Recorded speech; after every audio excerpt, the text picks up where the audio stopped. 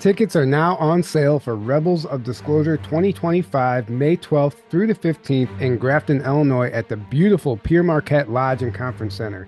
This will be a 4-day event with 12 speakers covering topics such as ET contact, experiencer testimonies, lost history, secret space programs, time travel, Illuminati, parallel realities, and so much more.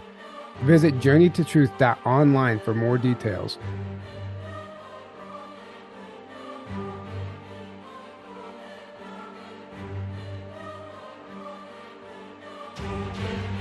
And I believe she has some walk-on music she wants to play. So Chris, if you want to cue that music.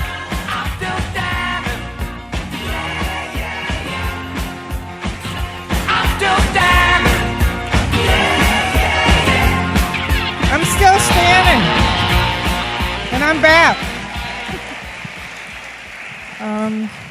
When I first started to go into UFO conferences, the old elder guys, what I call honored elders, were Sergeant Command Major Robert O'Dean, who I dedicated my book to, actually, and Wendell Stevens, who did all the work with the Pleiadians, and Billy Myers, and Clifford Stone, who was a crash retrieval specialist. And I guess now, all this gray hair on my head now, I'm one of the honored elders. And it's good to be back. I've been on a hiatus for a long time because of exhaustion.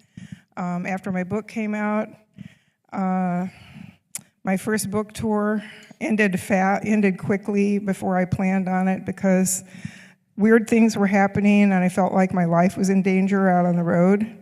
And so I went home about a week early, and then strange events started happening, and it pushed my PTSD kind of off the charts.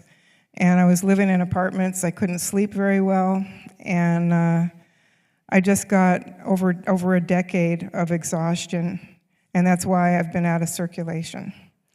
And I've been working very hard to get back in shape and get my health back, and I'm pretty much back now.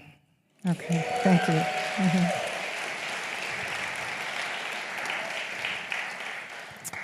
So I'm going to start with some of my channeled singing, which is just kind of an invocation, a space clearing, and a preparation for the story I'm going to tell you. Because I'm going to tell you my story tonight in a way I never have before. I'm going to start when I was just a little girl. Okay, so let's see.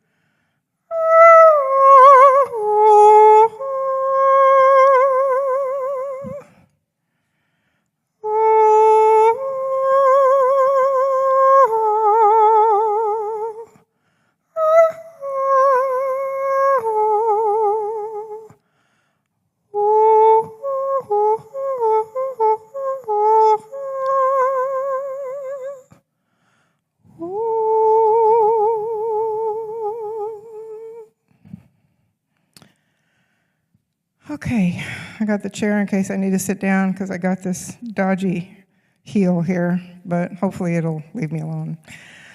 So, years ago, just a very little girl, I went to Sunday school like most little girls did, little kids did, and had a mother and a father, and but I was always the unusual one. I never fit in seemed like anybody. Going to school was very painful because I just didn't fit in, and when you don't fit in with the rest of the kids, they tend to ridicule and make fun and make your life otherwise miserable. But I didn't care. I was happy being my weird self. And we went to church. Really made an impression on me because I knew that spirituality was something that was very important in my life. But I wasn't quite finding what I wanted at church. I saw a lot of hypocrisy as a little girl. The minister was always cozying up to the wealthy people in the community, and if you weren't in the in crowd, you were kind of on the outside, and that seemed to me to be directly against the teachings of Jesus. And so I just kind of thought, I don't think about this. I stayed with the church through First Communion, and then I left because no great thing was revealed that made it all worthwhile. But when I was just a little girl, and I would spend time in my backyard watching nature and birds and insects and everything else like that, I would look up in the sky, and I would say, God, I want to know the really real truth about everything. I want to know the really real truth. That's what I said as a little girl before I had even entered kindergarten. And that statement and the passion behind it has carried me through my entire life up to today, and it will carry me through for the rest of my life as well. I want to know the really real truth. And so that passion and that dedication to wanting to know the truth is what guided me through my whole life. And so as I grew up, I had some other really amazing experiences, spiritual experiences. As a teenager, I was sitting in my family room one day, and it was like the whole family room just dissolved away, and I had this vision. And I wasn't seeing the family room anymore, the fireplace or anything. I just saw these two things, one over on this side and one over this side. And on this side, there was just like this beautiful spiritual light that was just coming and shining down out of the other dimensions.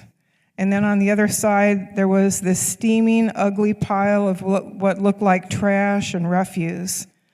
And it was really ugly. And in my voice, there was this thing that said, this is your choice. You can go with the material world, or you can take this other path. And of course, I wanted to go towards the light. And so I kind of moved on in my life with that. And then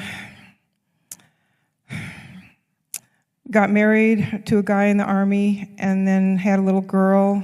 And we ended up getting a divorce. I was in the I went into the Air Force myself after leaving him, and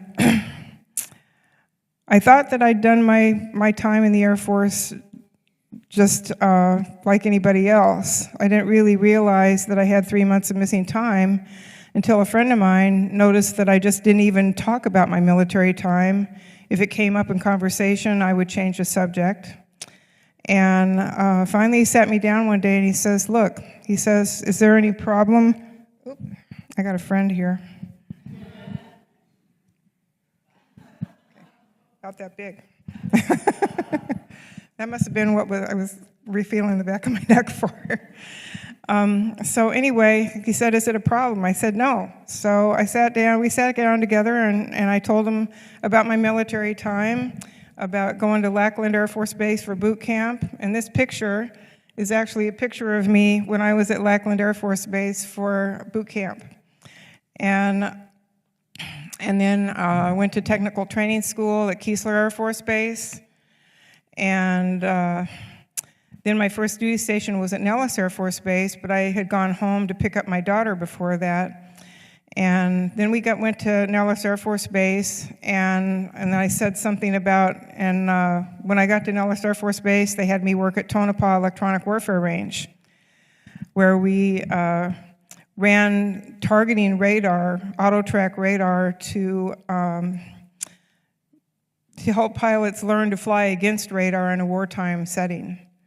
And that's what we were doing. So basically, the big radar that sweeps the sky would call our radar sites and say, we have an incoming aircraft at such and such degrees, azimuth, elevation, and range, and we'd point our radar in that part of the sky. And if we tracked that plane for 5 minutes, it was considered a kill. So it was an interesting job. It was kind of a fun job. But I remember looking at my friend, and I said, you know something, this is really weird. I don't remember anything about working at Tonopah. And I was scared. because that was 3 months of my life I couldn't remember. 3 months. And this wave of nausea came over me when I remembered that I couldn't remember. And it was just a terrifying moment to realize, because up to that point, I had a life where I could remember all kinds of things. I had a good memory. And then suddenly, 3 months of missing time. So after that, I thought, I got to find out what happened. I got to find out what's in there. And as luck would have it, there was a Whole Life Expo in Las Vegas that fall.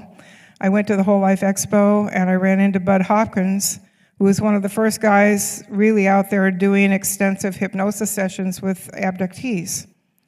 And so I went to his presentation, and I listened to it. It was really fascinating. And at the end of it, I raised my hand, and I said, well, I have this strange dream from childhood, which was turned out to be an extraterrestrial experience. And then this other strange thing, and then I have this 3 months of missing time from when I was in the Air Force. And he said, talk to me afterwards. And long story short, he did do a hypnosis session with me that night, and this is what came tumbling out.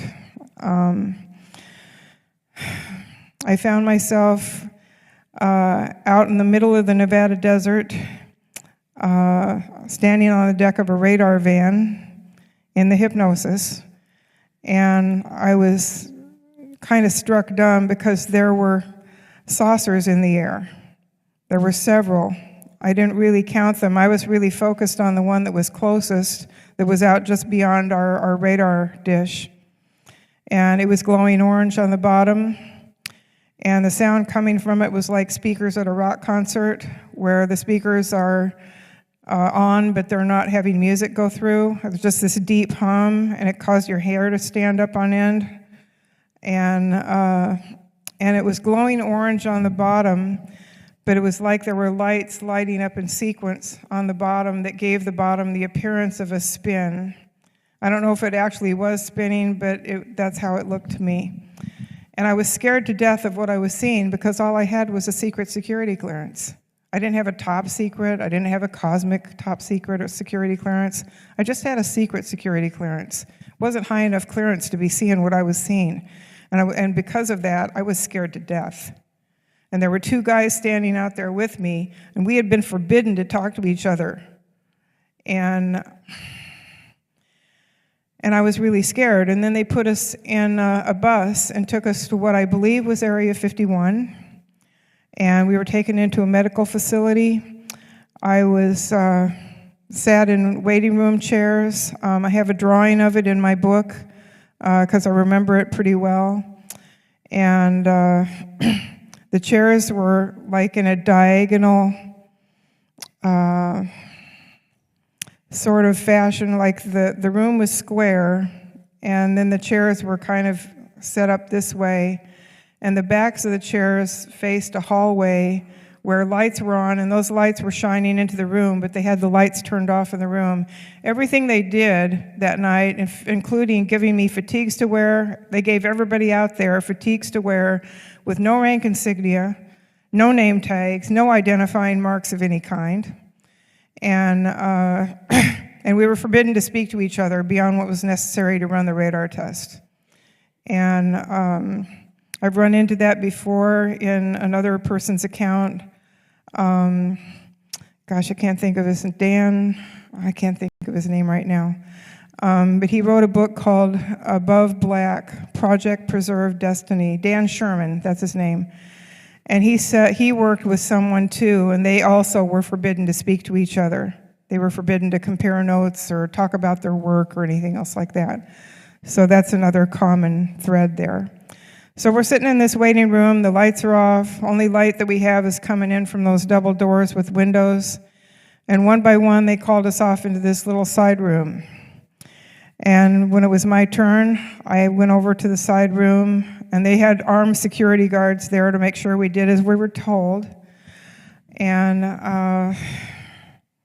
so I went into the room. I was told to lay down on a stainless steel examining table.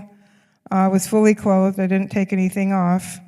And I laid there wondering what the heck was going to happen to me next, because it looked like a medical examining room.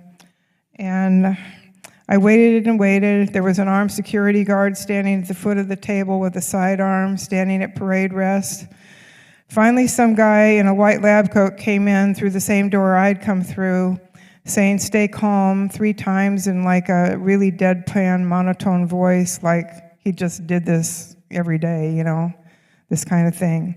And he walked past the security guard up along the right side of the table. When he got up beside my head, he had a hypodermic needle hidden in the sleeve of his lab coat, and in one smooth move, he came up and injected me in the side of the neck. And whatever the chemical was, it went straight to my brain. It put me in shock. Okay, so I'm laying there and I'm in shock, and then suddenly 2 security guards are on either side of me with my arms, dragging me off the table and through this other doorway down a very long flight of steps. At the bottom of the steps was this little booth. And I'm kind of continuing this because when I was with Bud Hopkins, when the injection happened, I came out of the hypnosis. I came out of it at that moment. So the details I'm continuing with were filled in from a later hypnosis session. So anyway, I got put in that little room with the door closed, locked, and I was coherent enough to see that there was like a window, but it looked like one of those windows that's one-way glass where people can see in, but you can't see out. All you see is the mirror side. And I went through the effects of that injection in there. I have no idea how long it was. I'm guessing something just at or over an hour. And I was shaking. I was screaming. I was laying on the floor of that room just shaking and screaming and waiting for whatever this sensation was to go away. And I've had a hard time nailing down what the sensation was. But the most similar thing I can liken it to is having the body shot full of Novocaine, and then, when Novocaine starts to wear off, you get all those pins and needles. Well, imagine like it is at the dentist, times 1,000, and all over your whole body. It was horrible. Finally, the effects started to wear off, and then the 2 security guards dragged me out of that room and sexually assaulted me while 8 people were sat in chairs and forced to watch. I'm pretty sure that those guys were there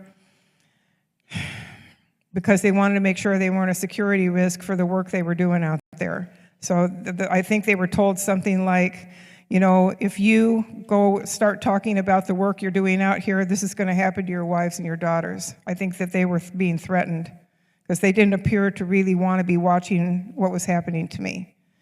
And meanwhile, because when I was a little girl, I was a little girl that beat up bullies on my street and wrestled them to the ground, and they didn't get up till I said they did. So I'm not a woman that takes being pushed around. But in this case, I had no choice.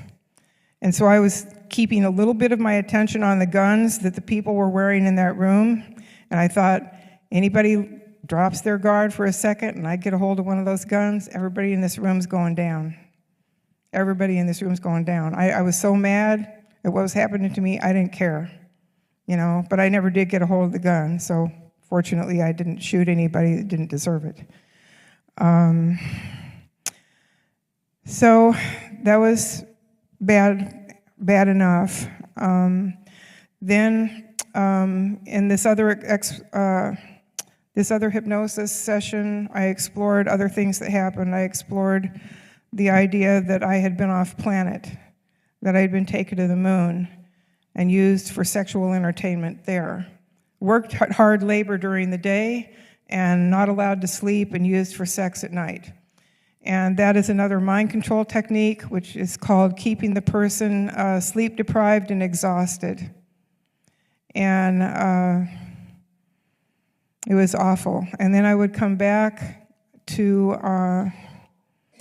Earth, and people didn't miss me. See, my rotation working at the range was a week on and week off. So 1 week I'd be working up range, supposedly on the radar, and then the other week I'd be down in Vegas. So I wasn't missed for an entire week.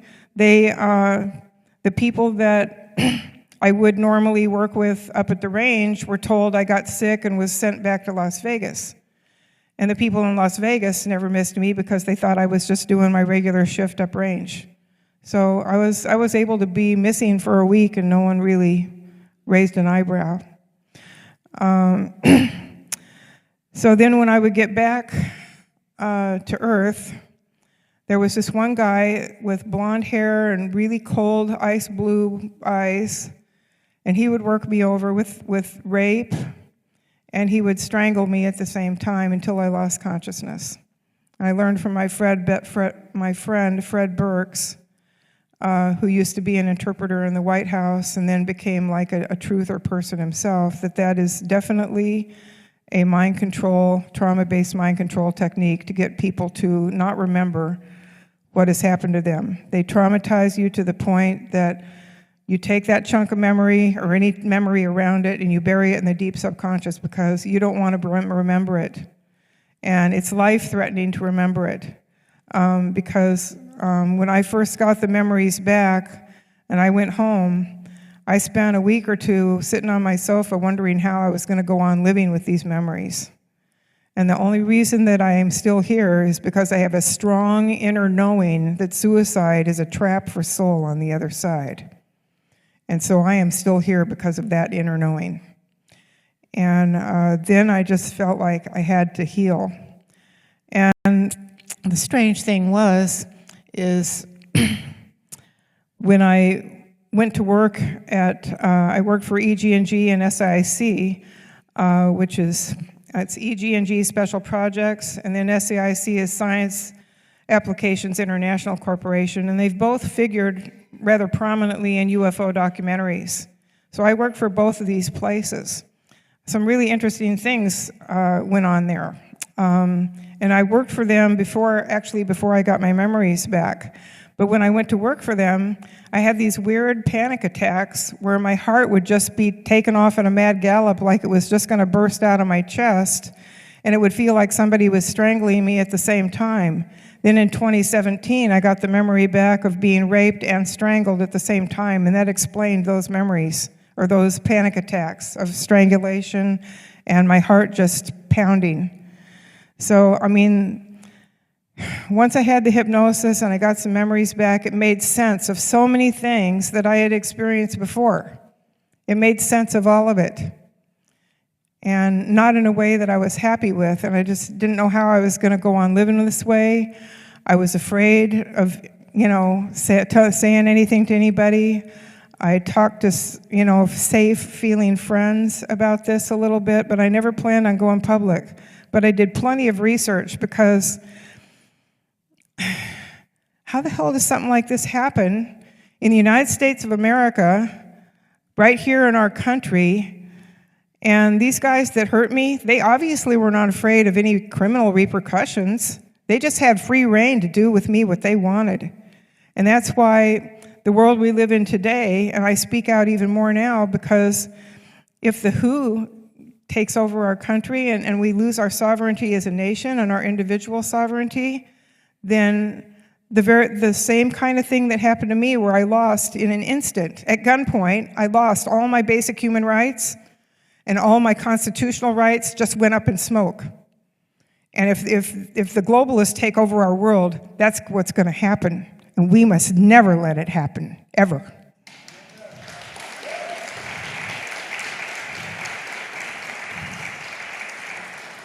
That's one of the reasons I'm still speaking out. I don't want... They like me, okay. Yeah, so anyway, again, that's just one of the reasons that I speak out. So I figured, I tried to do everything that I could to build a life.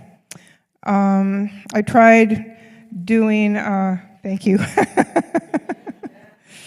I tried to be a life coach. I got life coaching certification, and I tried to build a career as a life coach. And it just didn't happen. I did all the right things. My business coach says, you're doing all the right things. I don't know why it's not working for you, because it's working for my other clients. Well, it wasn't working for me. So I said, well, maybe art is my thing, because I'm a fairly good artist. So I tried doing art for the next couple of years and building an art career. Didn't happen. So finally, I gently fired my business coach, and I just sat down and I went quiet and I said, okay, Spirit, what is my thing to do on this planet? Because the things I'm trying aren't it. And before I even finished getting those words out, framed in my mind, the answer came back as, you need to tell your story. Oh, the one I've been avoiding for 14 years? Yes, that one. And so I thought about it, and it was 2008. And that year, I did put out an article. Actually, what I really did was I wrote an email to IONS, which was started by astronaut Edgar Mitchell, because they put an article out about Edgar Mitchell and his UFO stuff, and I thought, wow, they haven't touched his UFO stuff with a 10-foot pole, but now they're coming out with it. So I wrote to them, and I said, please send this on to Edgar Mitchell if you would, and I'm really grateful that you guys brought this article out and you weren't ridiculing. And then I got a really nice email back from Edgar Mitchell, really wonderful guy. And then later on, I just thought, well, I guess it's time. So I wrote an article, and I put it out on the web, and suddenly my inbox was filled with like hundreds of emails, people wanting to interview me, people wanting to talk with me, people wanting me to be on their radio shows and all that stuff. So I did quite a few shows, but what I learned is these people really wanted to make a real big drama, sensational thing. And meanwhile, I'd been living with this for 14 years and doing my best to make peace with those memories and move on. So after too much sensationalism and drama and hype, you know, woman raped in Black Ops Project and, you know, all this stuff, I thought, I need to tell the story my way. And that book back there that's for sale is my way of telling my story my way. But I don't stop at telling my story. I say some really remarkable and unbelievable things in there. And so I thought, I'm not just going to give you all this stuff that I have experienced without giving you a lot of research to back it up. So there's a lot of research in there that backs up my experiences, and there's a lot of research in there about the whole social and political context in our world that supports secret programs that are not in our best interest, that are not for our good, and are actually meant to wipe out a significant portion of the Earth's population, just like it said on the Georgia Guidestones. And I wanted people to have this information so that they could protect themselves, so that they could make good choices for themselves and their children and their families, and not fall prey to these people, these monsters. So there's a lot in the book. It's 530 pages. I spent 4+ years writing that book, and I poured all my love for humanity into that book, and especially for people like myself who've had this happen to them, to let them know that they're not crazy and they're not alone. And so that's kind of the worst part of my story.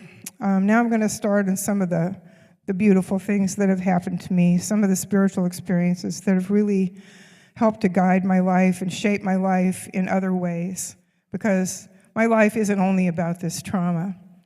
And I've tried, by writing the book and speaking out, I've tried to take the trauma and turn it into something good.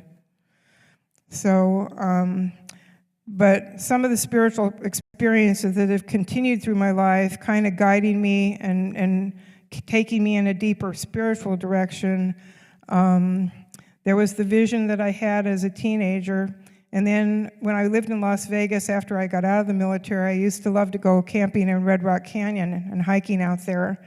So I went camping in Red Rock Canyon with my boyfriend at the time, and we were camping, and it was like the middle of the night, and I woke up, and the whole canyon sounded like it was filled with a men's chorus singing tones that sound like Gregorian chants. And it was so beautiful. I was like, whoa, where is this coming from? So I got up out of my sleeping bag in the middle of the cold night, and I went out and I stood under the stars, and the stars are just up there glittering in in the sky, and the sound is just washing over me. And it was just like the most sacred experience ever. And I stood out there and listened until I was so cold I had to get back into my sleeping bag. But that was one experience with sound that was just absolutely life-changing. And then I was in college getting my social work degree, and in college Spanish class, suddenly it was like a lightning bolt of really powerful love just hit me like a ton of bricks and just poured through me. And the power of the love was so intense that my face was instantly drenched with tears, sitting in a college Spanish class of all places. So I'm sitting there and I'm thinking, oh, this is so amazing, I don't want anything to stop it. So I just put my face down over my book because I didn't want anybody to see the tears and ask me what was wrong. And I just tried to keep in my own little bubble until class let out, and then I went over to the desert garden on the campus, and I sat there on a bench and just kind of cherished the experience as long as it stayed with me. But these things have really pointed my direction to a deeply spiritual life, just like that little girl way back when that said, I want to know the really real truth about everything. Well, my life took me on that path. It showed me the really truth about things in this world that are really ugly, but it's also showed me things in this world that are really beautiful. And it's really shown me how each one of us is made in God's image, and not necessarily the human body is made in God's image.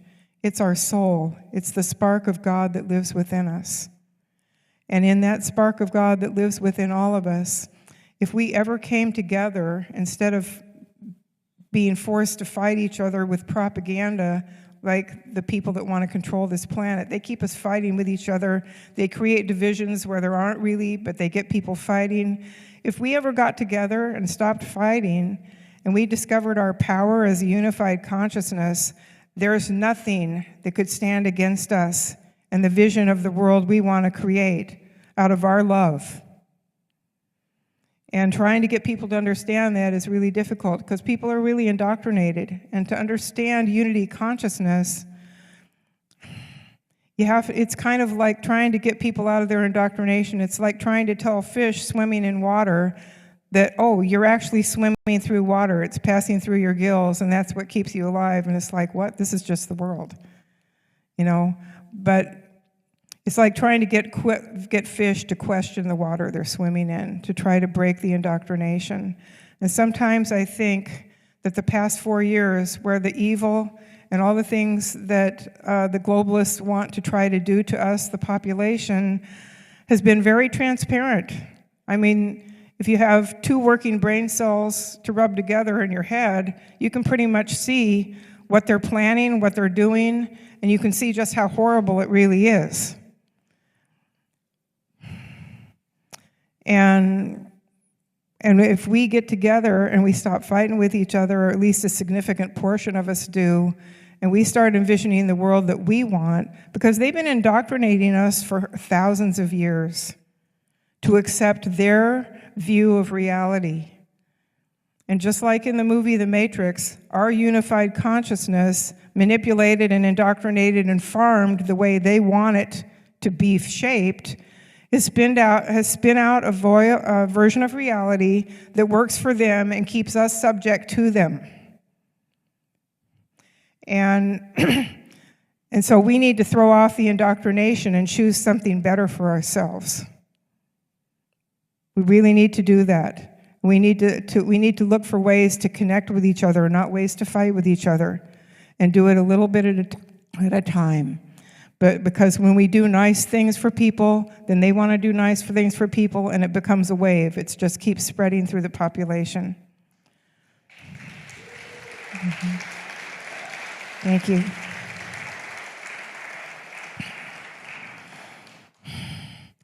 So, let's see, where am I wanting to go from here?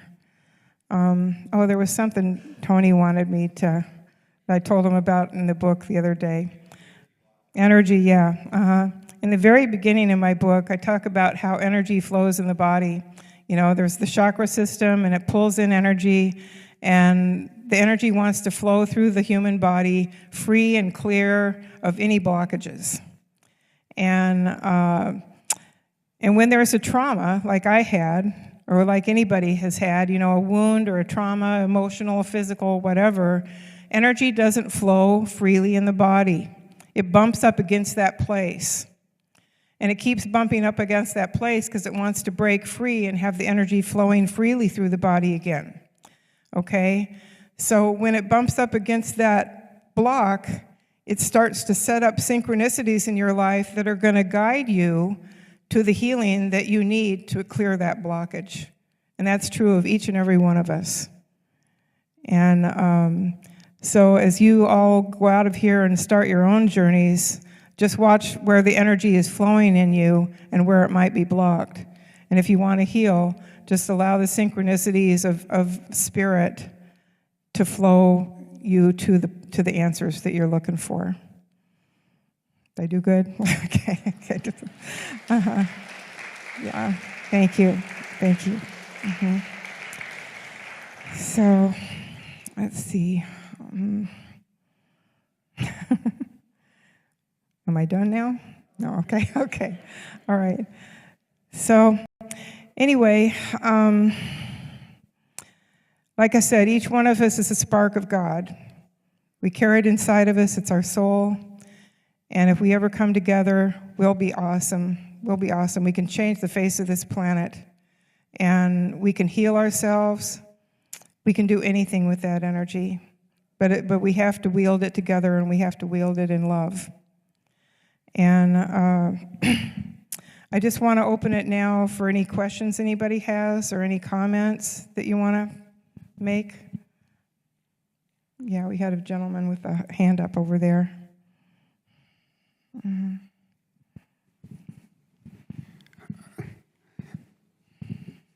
So I do have a question. When you were on the moon, mm-hmm. Can you elaborate a little bit on the type of work you were doing as mm-hmm. far as the labor, and mm-hmm. did you witness any extraterrestrials? Yes, I did. Can you elaborate on that? Yeah, please? That's actually a good point, because that's something else I wanted to bring up. When I was on the moon, when we landed there, we were told to walk straight from the ship, the saucer that we landed on, straight towards this complex, and we weren't supposed to look right, left, up, or down. But me being me, I was walking straight ahead and keeping my eyes pretty much, but I was looking up like this with my eyes pointed up a little bit when I thought I could get away with it, because I'm wondering, I'm breathing air, and are we under a dome, or is there air on the moon? And I looked at that under a hypnosis session with a Dolores Cannon method person, and when I asked the question, I didn't get an answer per se, but I was shown an image that they had a type of algae that they'd brought to the moon, and it grew very well in the cracks and crevices where the sunlight didn't hit it directly, and it made oxygen. So there might be a thin atmosphere on the moon. But I think that you would have to be there for a long time and learn how to work with it. It's very thin to actually be up there. And then another thing I did with Mary Rodwell, I had a hypnosis session with her, and this is where I really learned that I'm a Lyran starseed who incarnated as human. And so I went to the Lyran ship. It was in the session, and suddenly I'm moving through like what I would call a white hole as opposed to a black hole, just really high speed through this white tunnel, and it came out on the Lyran mothership. And and then I was with Lyran people. It was an amazing experience, because you know how down here we have 5 separate human senses? We have seeing, hearing, smelling, tasting, and touch. Well, on the Lyran ship, all of those overlapped. So if you were seeing a color, you could hear it and taste it and smell it. If you were touching something, you could get all the other dimensions of it as well. And I don't know how to explain it any better than that, but it was overwhelming to experience it in hypnosis because I'm used to experiencing them separately. So that was amazing. Then the Lyran commander said, we're going to go astral traveling, and I'm going to take you a couple of places. I'm going to take you over Mars, because you need to see what's going on Mars. And I believe he did that because I have had a 20 and back to Mars that I have yet to retrieve a lot of memories from. I have bits and pieces, but nothing major that I've really looked into yet. So anyway, he took me and we were astral traveling, flying over the surface of Mars, and he showed me the Cydonia area where the pyramids are and the face, and there's actually human beings there doing archaeological dig to that area. And he also showed me somehow astrally with vision that there were underground and above ground bases on Mars. And then he said, now we're going to go to the moon of the past when you were there. And I said, I don't want to go near that place. That was a nightmare. He says, you need to see what I'm going to show you. You need to see this. And it's really, really important that I did see this, because this is the whole reason I got out of that hell. So very important. I'm really glad you asked this question. So he showed me a telepathic exchange that was happening between a very tall, willowy extraterrestrial that I think may have been Andromedan, and they were having a telepathic exchange. The Andromedan could look at me and see my aura and see that I was a Lyran starseed incarnated into a human body. And he was telepathing this officer that was in charge of my time on the moon. He says, you have no idea who you have there. Do you realize that everything you're doing to her gets reported back to her people? Yeah.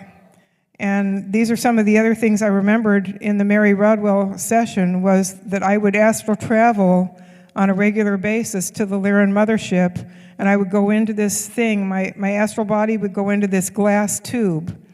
And when I was in the glass tube, they had holographic computer equipment, so it's like transparent. You pass your hand over it, and then sound and light waves would start passing through the tube, bouncing back and forth, and it would bounce through my astral form, and it would upload all my memories and experiences up to that moment on Earth into their computer systems. Then any one of my Lyran people could go to a console and experience what I was experiencing down here, and thereby hopefully understand better what it is to be human on planet Earth.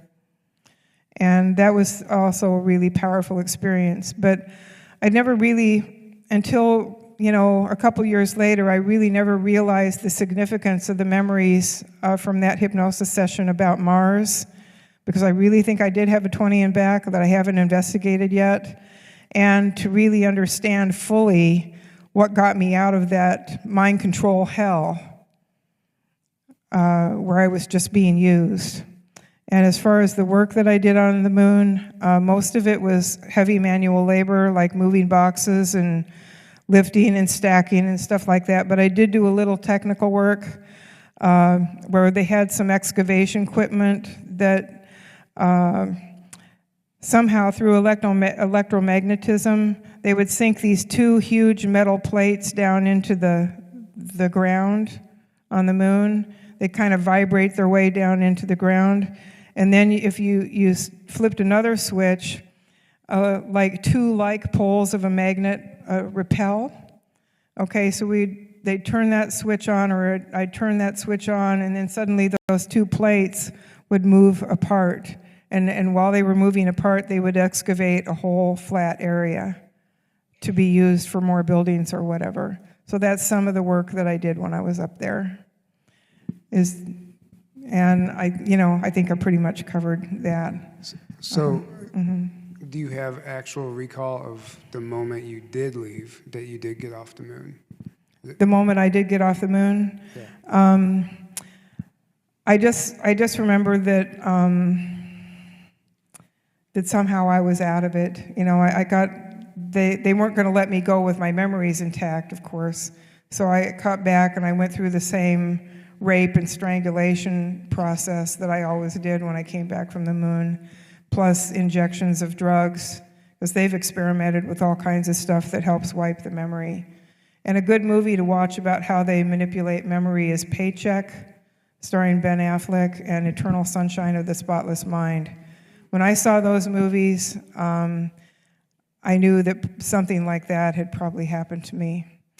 And, but, you know, I got back, and then my memories kind of picked up again, you know. And I ended up getting married to someone who I think was supposed to be my unconscious handler, my second husband. And Bud Hopkins remarked on the fact that I didn't remember our courtship because it happened during those 3 months that I didn't remember. And he said it's really weird because usually people that think of enough of each other to get married remember their courtship and how they met and everything else like that. And I don't really hardly remember anything. I just remember getting married, and I didn't even really want to marry him.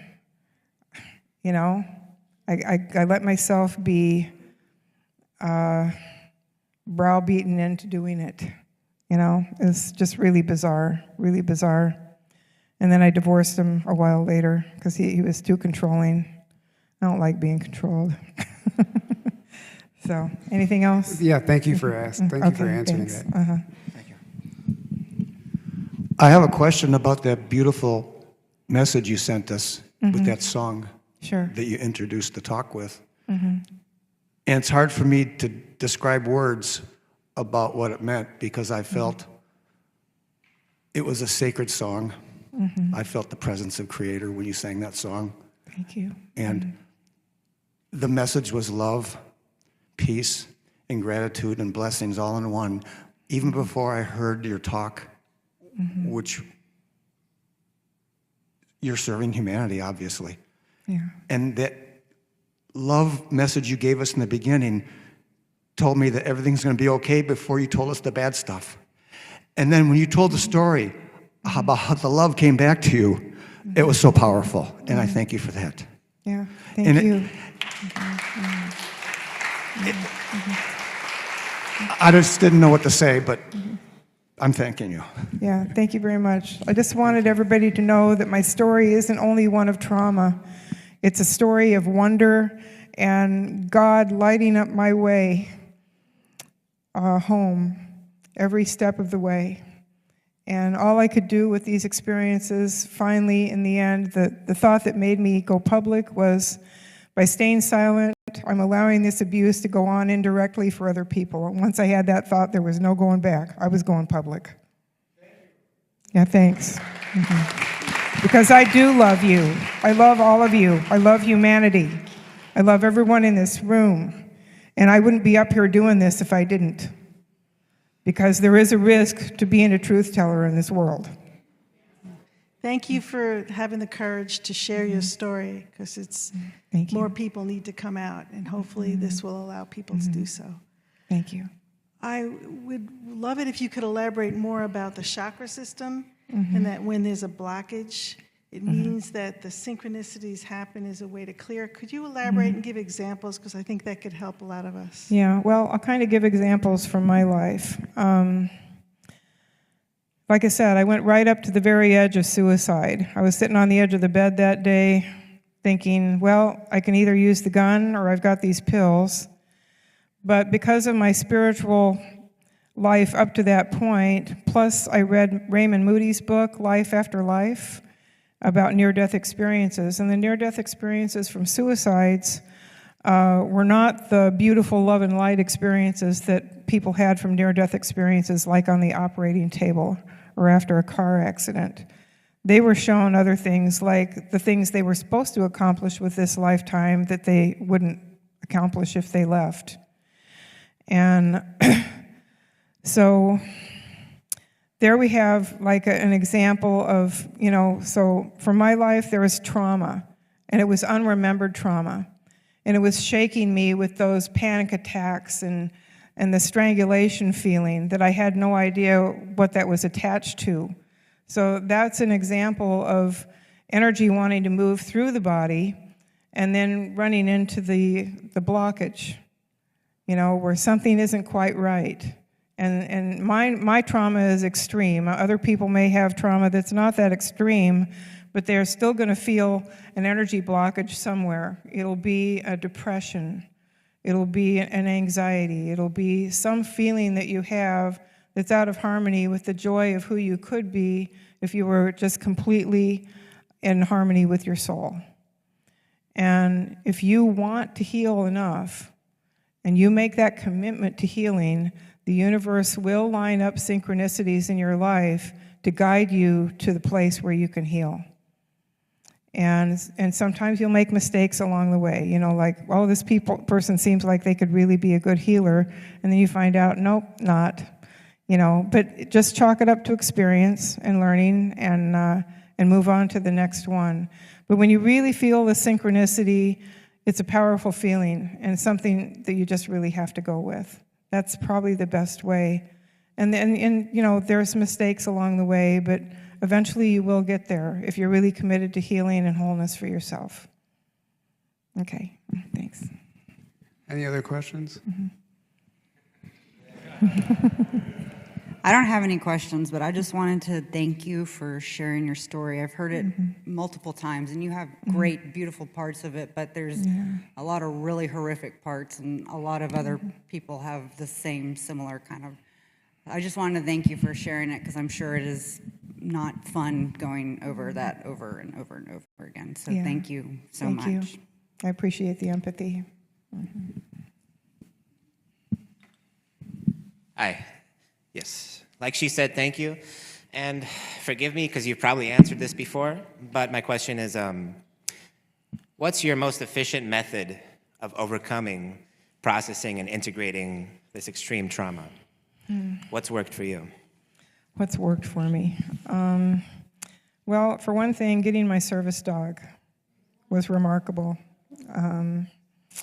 I went to, I got a notice from my counselor that I needed to have a service dog that I could take to my landlady. And so I went to the shelter to pick out a dog, and I actually was going to go look at these little black puppies I knew were there. But I passed this one kennel, and there was this golden puppy there, and she was just bouncing up and down. She was so happy, and she was looking at me and wiggling all over and everything. And I sat down to visit with her for a minute. I just couldn't walk away from her. And I ended up taking her to the visiting room, and we played for an hour. And then I adopted her and brought her home. And she's part Malinois, part Golden Retriever, and just had the energy of a bottle rocket all over the place. And I thought, how am I ever going to keep this dog under control? But the love was just incredible between her and I. And I actually found out from a Dolores Cannon session I had a friend that I used to trade sessions with, and I had a dog many years ago named Bruno, and Bruno wasn't with us all that long. We had him, and he was really a wonderful member of the family. He's a beautiful dog, part husky, part German Shepherd with blue eyes, and he ended up dying of parvo, and this was back in the days before families had 2 cars, and before cell phones, and my husband was alcoholic. He was out drinking that night, and our dog was at home dying of parvo.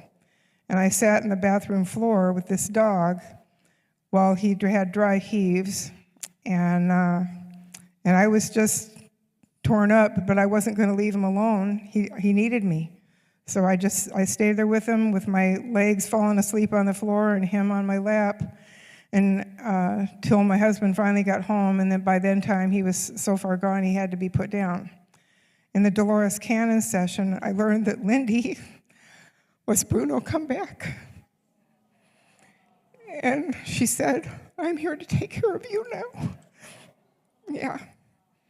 So the power of a good dog is really a big deal because, they feel what you feel. And if you're going to feel crappy, they're going to feel crappy with you. And if you love them, you're going to get yourself out of your crappiness.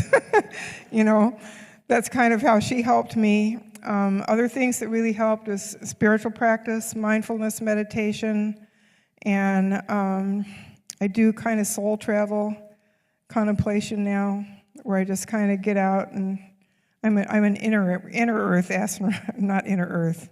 I'm an inner space astronaut now instead of an outer space astronaut.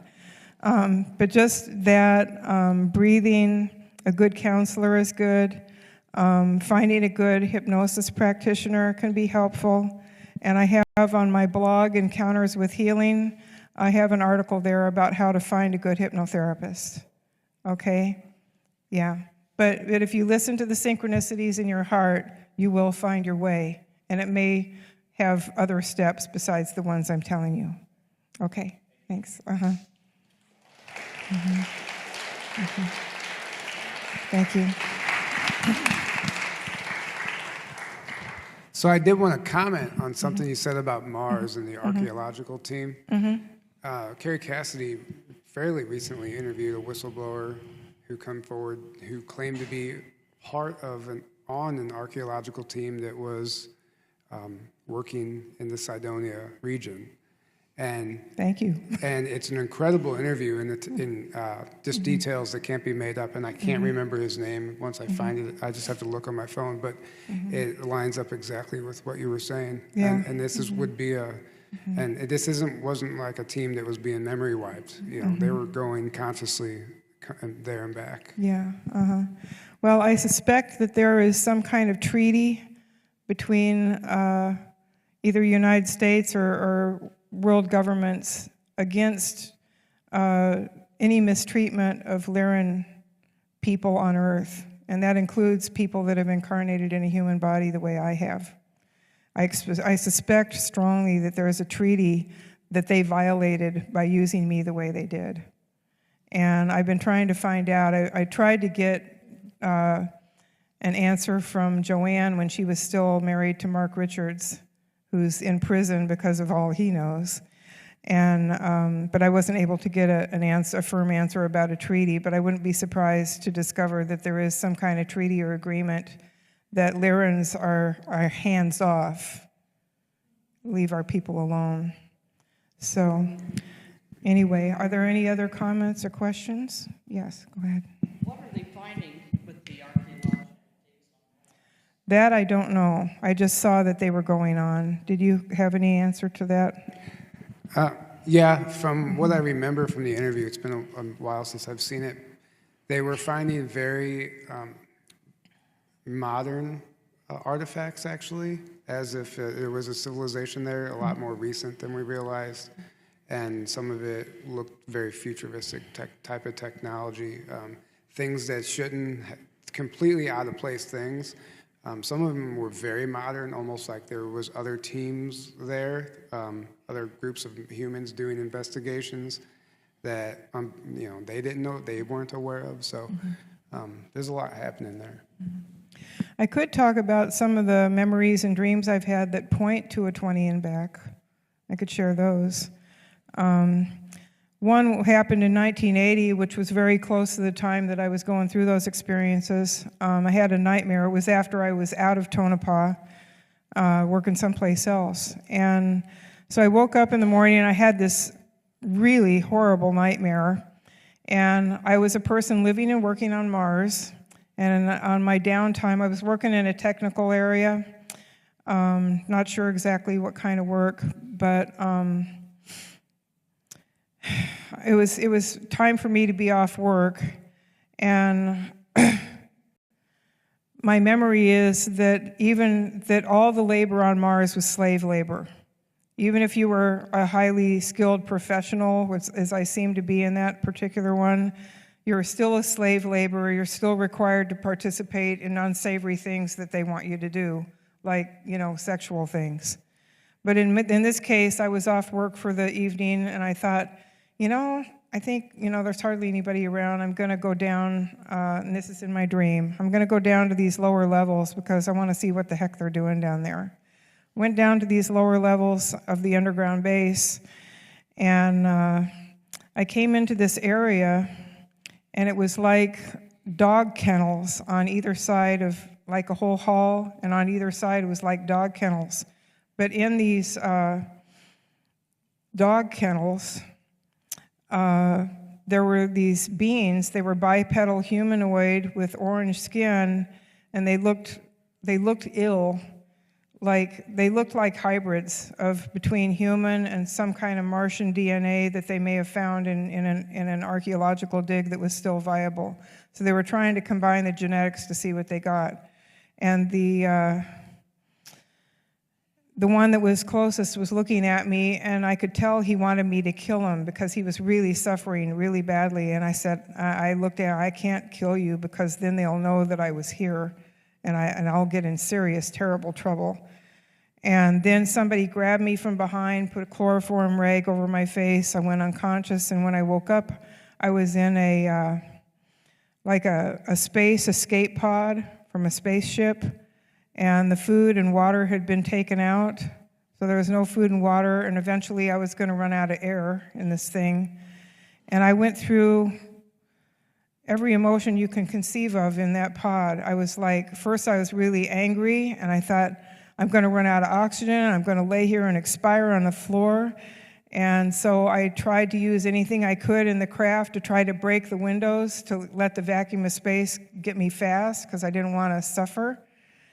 And so once I spent the anger and couldn't break out of the pod, then I cried hysterically, and I just sobbed and sobbed and sobbed, and then I laughed hysterically at the situation. And then, so every extreme of emotion I went through in this pod. And then finally, I realized they had left recording equipment. So I recorded a message for anybody that might find me, telling them, what had happened. And I was laying on the floor of the pod in my dream, this is a dream, and I was just about to take my last few breaths, and suddenly there was a shake of the pod and this clang, and the pod was being retrieved, and they opened the hatch from the outside, and air came in, and I got to breathe again. And in that moment, I woke up. But I'm pretty sure that they were punishing me, doing that to me for going down in that area that I didn't belong in. So that was a dream that I had, very vivid dream, and I still remember it all these years later. So that's one. And then, I was looking at things about Mars and really interested in that. And I had a dream about living and working on Mars, and I had, again, time to myself, and I took an all-terrain, what looked like an all-terrain vehicle, was driving through some foothills, and there were all these shrubby trees growing on the foothills, and I was just kind of driving through like you're out for a Sunday drive. And then after having that dream, about 2 weeks after, somebody actually sent me pictures that looked just like that terrain on Mars. So that's what I'm talking about synchronicities. The synchronicities will point to you to where you need to look. And the reason I haven't investigated the Mars memories more is the exhaustion of the last 10 years. But more than that, I have a lot of bad memories already. I'm not sure I want more. So I'm going carefully and slowly with that. But those are some of the things that I remember about that appear to be Mars. And I talked to Dr. Sala about this 20 and back thing, possibility, and he said those 3 months of missing time that you had when you were in the Air Force out at Area 51, that would have been the perfect time for them to bring you back from Mars and reintegrate you into your life here. And it makes a lot of sense. So I think I have a lot more looking to do if I choose to do it. And I'll just have to let the synchronicities guide me. Thank you for sharing that.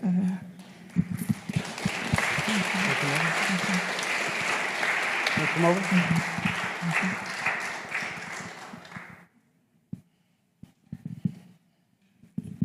Relatively recently, by the way, thank you for your courage. Thank you. Thank you more for your spirituality. Thanks. I've been studying, and I'm sure some in the group have too, on NPCs, non-playing characters, and the concept of we're living here with beings that aren't completely organic human DNA, humans connected to a soul with consciousness. Do you have any sense, intuition, gut reaction that some of your perpetrators and persecutors were non-playing characters or non-humans, even though they may have looked it? Well, it's possible. It seemed like that one blonde security guard that I call my handler,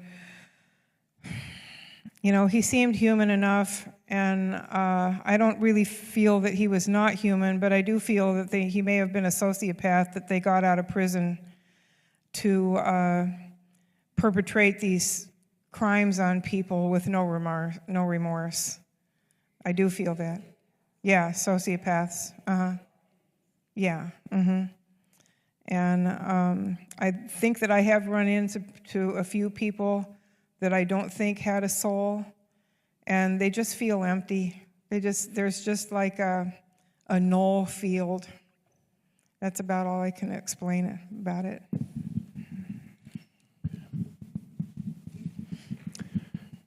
Niara, I don't know who else can see this, but your aura is huge. You What was are that? Say it your again. aura is Oh, huge. It's huge. You're leaving trails all over the place as you move. It's, Okay. it's beautiful. Okay. Just a comment. Okay, thank you. Thank you.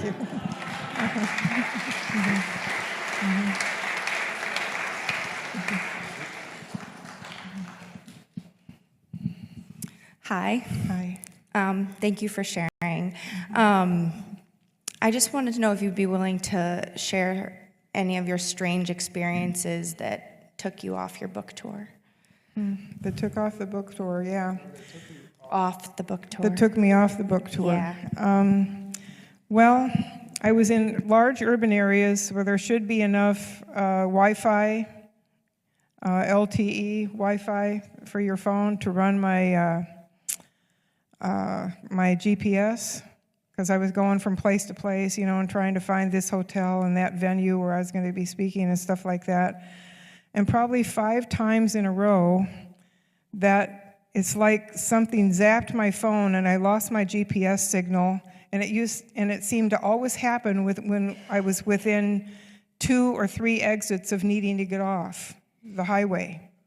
And then at the same time, as soon as the GPS failed, and I'm like trying to get it back on and hold the wheel with one hand and, manipulate the phone with the other, so I don't miss my exit, then my car started acting up.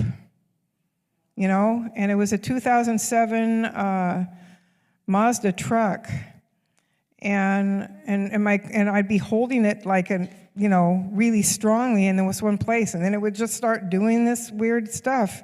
And I thought, geez, I'm going to get into a wreck. And one time this can happen, and I can just blow it off. Okay, well, it was a mistake. But when it kept happening over and over and over, and then I get home and I find out cars after 2003 can be remotely influenced, I thought somebody was trying to do away with me, And those were the kinds of things that were happening. And then when I was living in Durango, I just had strange things happen all the time. The strangest one I'll recall was I had my service dog who I was training. She was still a puppy. And we were sitting in the back of the apartment complex where I let her play in the dirt and do whatever. And some woman comes driving through the parking lot really fast, and Lindy jumps out barking at the car, and I'm trying to flag this lady down, saying, slow down, you're going to hurt my dog. And she just kept going. And I went around the front of the building where she'd stopped, and I confronted her. And she somehow knew something about me. I'd been trying to buy a house to get out of the apartment so I could sleep at night, because apartments were hell. And she said, and she knew something about me enough to say, you're never going to get that house you're trying to buy now. And it's like, how the hell did she know that? Those are just some of the strange things that happened that were just turning the dial up on my PTSD really badly. And I was scared, I wasn't sleeping, and then apartment people, they make noise, they bang things every hour of the day and night. I'd actually developed a fear of trying to sleep in apartments. I thought, I can't go to sleep, I'm just gonna get woke up by some horrible noise. So it's been a long recovery from that. And I'm still in recovery, but I'm doing much better than I was, yeah. Mm-hmm. Well, I think that's it. Okay. Did you have anything else? Yeah, I have a couple things. Because I really appreciate you and Aaron and some of the young people who are young enough to be my kids speaking here. I have a thing I want to read. It's from the prophet, and it's on children, grown children in this case. From Khalil Gibran on children. And a woman who held a babe against her bosom said, "Speak to us of children." And he said, "Your children are not your children. They are the sons and daughters of life's longing for itself. They come through you, but not from you. And though they are with you, yet they belong not to you. You may give them your love, but not your thoughts, for they have their own thoughts. You may house their bodies, but not their souls, for their souls dwell in the house of tomorrow, which you cannot visit, not even in your dreams. You may strive to be like them, but seek not to make them like you, for life goes not backward, nor tarries with yesterday. You are the bows from which your children as living arrows are sent forth. The archer sees the mark on the path of the infinite, and he bends you with his might, that his arrows may go swift and far. Let your bending in the archer's hand be for gladness, for even as he loves the arrow that flies, so he loves also the bow that is stable. And that's to all you young upcoming speakers who are sharing your truth, because it can't end with me. You got to keep carrying the torch. Okay. Okay. And now I'm going to finish with a very special song. And the song is called Where My Heart Will Take Me, formerly called Faith of the Heart. The song was written by Diane Warren and sung by Russell Watson, and instrumental compositions were by Dennis McCarthy. I'm going to sing it a cappella, and some of you may recognize it if you're a Star Trek fan.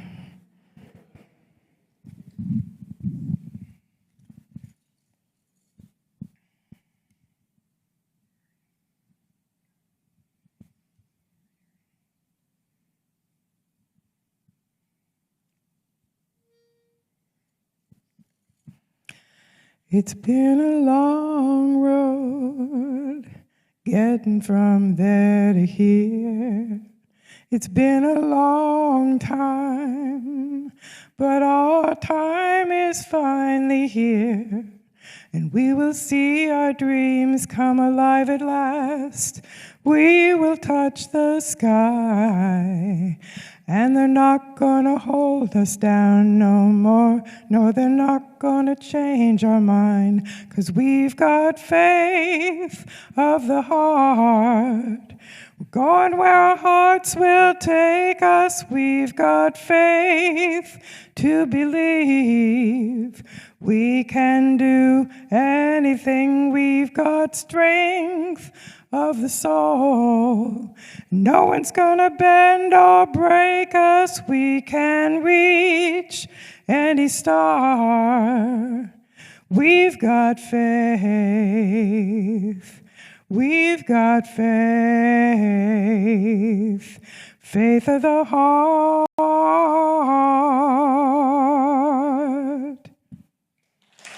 Thank you.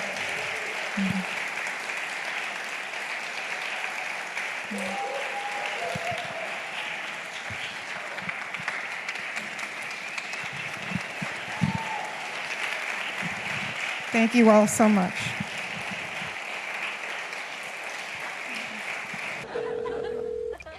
Hello, and welcome to Conference Bone. If you know the name of the conference you'd like to attend, press 1. Come on. Using your touch-tone keypad, please enter the first 3 letters of the conference title now. You've selected Secret Space Conference? If that is correct, press 1. What? You've selected Full Disclosure Now. If this is correct, press 1. Why don't you just tell me the name of the conference you'd like to attend?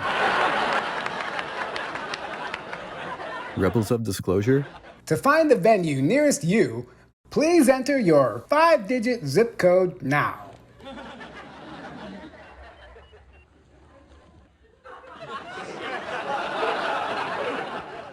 Why don't you just tell me where you want to attend the conference? Pierre Marquette Lodge and Conference Center? Rebels of Disclosure is playing at the Pierre Marquette Lodge and Conference Center in Grafton, Illinois, May 12th through 15th, 2025. Yeah, now I got you. If you would like to purchase tickets, please visit journeytotruth.online now.